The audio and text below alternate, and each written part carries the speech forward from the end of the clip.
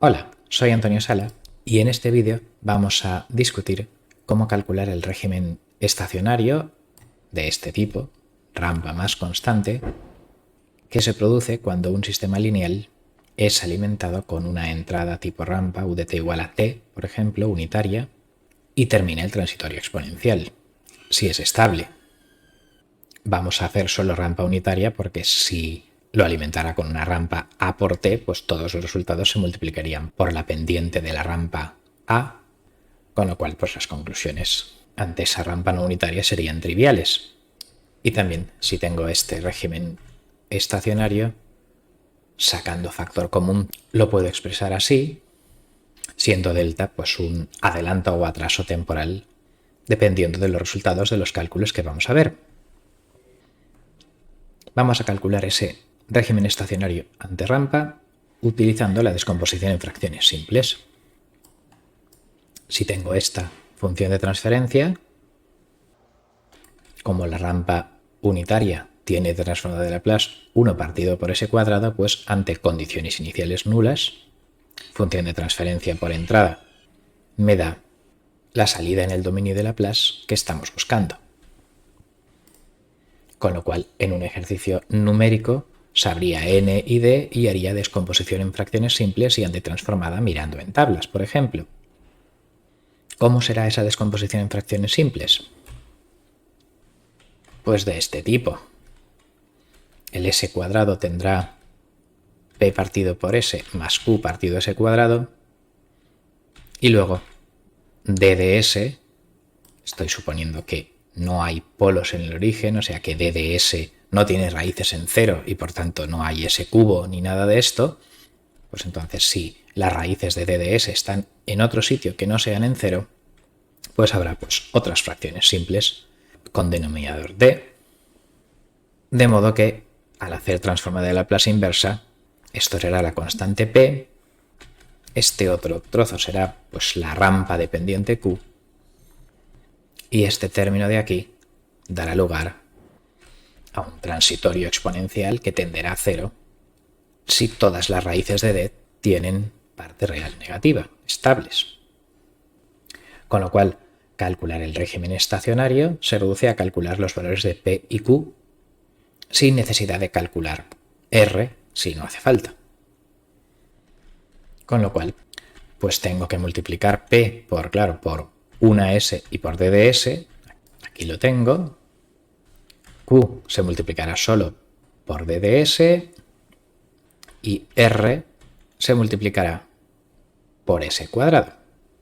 De modo que se deberá cumplir esta ecuación para todo valor de s, igualdad de los polinomios. Y en concreto, si se cumple para todo valor de s, pues se cumple para s igual a 0. De manera que, si yo sustituyo s por 0, pues entonces esto de aquí, claro, se va, porque el factor s 0 pues lo anula, este s cuadrado 0 también anulará este factor, de modo que n de 0, el valor del numerador, cuando s se sustituye por 0, será igual a la constante q que queremos calcular por el valor del denominador cuando se sustituye s por 0, de modo que q será n de 0 entre d de 0, con lo cual q será g de 0, que coincide también con la ganancia estática del valor final ante escalón. Entonces, pues la pendiente de la rampa es también la pendiente de entrada multiplicada por la ganancia estática. Para calcular p, sin embargo, tenemos que hacer unas poquitas manipulaciones más. Y lo que debemos considerar ahora es que si estos dos polinomios son iguales, pues entonces calculando derivadas respecto a s a la izquierda y a la derecha también tienen que ser iguales, ¿vale? Entonces la notación prima me denotará las derivadas respecto a s. Importante, estas derivadas respecto a s no tienen nada que ver con las derivadas respecto al tiempo que hacíamos transformada de Laplace, ¿vale? Aquí estamos igualando dos polinomios que dependen de una cierta letra y por tanto sus derivadas serán otros polinomios de grado menor que también dependerán de la misma letra y por lo tanto ese es un símbolo aquí para fracciones simples que nos da igual que venga de ecuaciones diferenciales y Laplace o que venga de que sea un ejercicio de matemáticas sobre polinomios, ¿vale? O sea, estamos derivando respecto a la variable s, como un símbolo que multiplica unos coeficientes a calcular. Bueno, pues una vez hecha esa puntualización, a la derivada con respecto a s del numerador le llamo n', ¿vale? Aquí sale la prima un poco pequeñita, pero en fin, la dibujo grande. Y ahora la derivada con respecto a s de este producto, s d de s, pues será, claro, la derivada del primero 1 por d de s, aquí lo tengo, más el primero s por la derivada del segundo. Aquí tengo s de prima de s, todo multiplicado por p. Q por d de s, pues claro, este es fácil, simplemente será q por d' de s.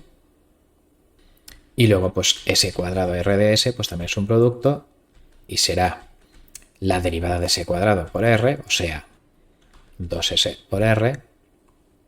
Y luego, pues s cuadrado por la derivada de r. Aquí lo tengo. De modo que, si se cumple lo de aquí arriba, se debe cumplir lo de aquí abajo, para todo valor de s. Si los polinomios son iguales para todo valor de s, pues sus derivadas son iguales para todo valor de s. Y el valor en el que estamos pensando, claro, será s igual a 0, porque así las cosas que se multipliquen por s y por s cuadrado desaparecerán. De modo que, sustituyendo s por 0, pues claro, n' de s será n' de 0, p por d de s será p por d de 0, en este término de aquí, donde aparece s, pues al sustituir por 0, desaparecerá. Este q por d' de s se convertirá q por d' de 0. Este término con s cuadrado desaparecerá y este término con 2s también desaparecerá. Tendremos esta igualdad y lo que pasa es que ahora, claro, q es g de 0, n de 0 entre d de 0, de manera que, sustituyendo eso aquí, tenemos esta expresión, n' igual a pd más n entre d por d', y ahora, multiplicando por d de 0 a izquierda y derecha, tengo esta expresión de aquí, y ahora, despejando p, pues tengo que pasar esto al otro lado restando y dividir por d cuadrado. Con lo que resulta la fórmula principal que queremos probar aquí. Resulta que si g es n entre d, entonces g' es n'd menos nd' partido de cuadrado con las fórmulas usuales de las tablas de derivada del cociente, de manera que justo da la casualidad que p es g' de 0, la derivada de g de s respecto a s evaluada en s igual a 0. Con lo cual ya tenemos q es g de 0 y p es g' de 0. Y este es el resultado principal.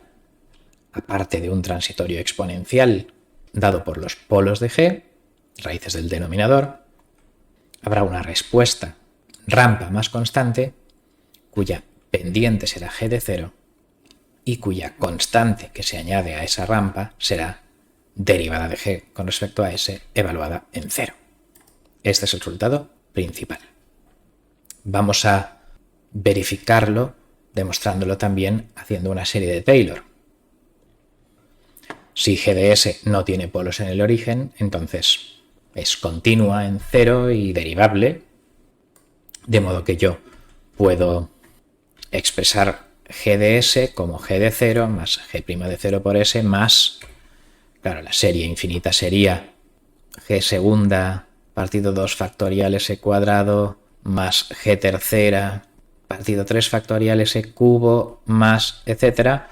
Pero vamos, de todo esto se puede sacar factor común, s cuadrado, y quedará pues algo que llamo x de s por s cuadrado, resumiendo todo el resto. Con lo cual ahora la respuesta ante rampa es g de s por 1 entre s cuadrado y saldrá g de 0 entre s cuadrado, esto de aquí, y g' de 0s entre s cuadrado, pues saldrá g' de 0 entre s, y x de s entre s cuadrado pues será x de s. Con lo cual los polos de g de s tienen que ser los mismos polos que en x de s. Claro, si g de s tiene un denominador que hace que g de s tienda a infinito en ciertos numeritos, pues este trozo no va a tender a infinito en ningún numerito. Por lo tanto, pues los polos tienen que estar en x, o sea que tendrá las mismas exponenciales que el denominador de g. X de s tiene que ser algo de s dividido por d de s.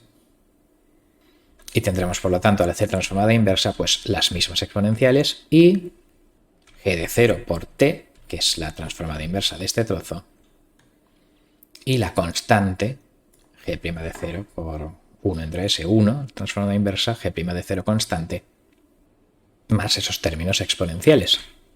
De modo que, también por serie de Taylor, llegamos a la conclusión de que el régimen estacionario ante una rampa es ganancia g de 0 por t más derivada de g respecto a s evaluada en 0, g' de 0.